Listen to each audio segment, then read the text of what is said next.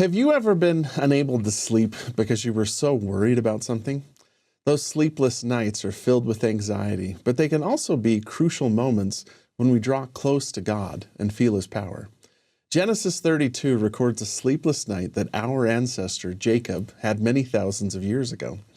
Jacob was worried because he heard his brother Esau was coming to find him. He and Esau parted on bad terms years earlier, and Jacob had reason to believe that his family was in grave danger. Jacob was greatly afraid and distressed, and even divided his company into smaller groups, hoping that if Esau destroyed one group, at least someone would survive.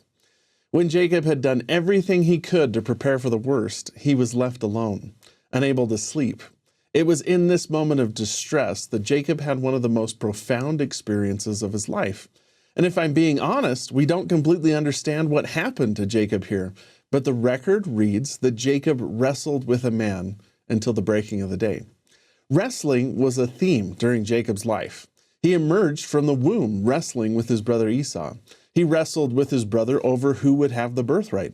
He wrestled with his father-in-law, Laban, for the right to start his own family. And now he was in the greatest wrestle of his life to save that family from destruction.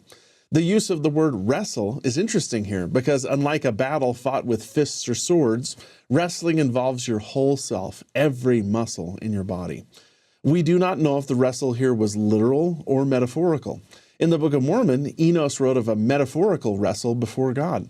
But the text in Genesis makes it sound like this was a literal wrestle with an angel or some other divine being. Jacob is injured in his hip during this incident, but refuses to let the being go. And finally, the being speaks to Jacob and gives him a new name. Receiving a new name is a common theme in Genesis. Jacob's grandfather, Abram, received the new name Abraham. Here, Jacob is told that his new name is Israel.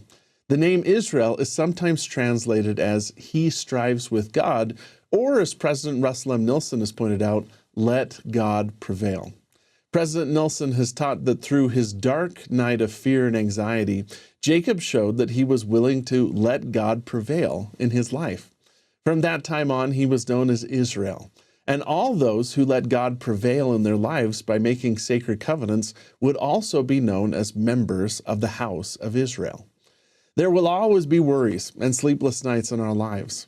Like Jacob, we can do everything possible to prepare for those terrible moments, but we can never fully control all the troubles we will face. In those moments of fear and trembling, we can let God prevail in our own lives by trusting Him and His tender mercy to help us through our trials.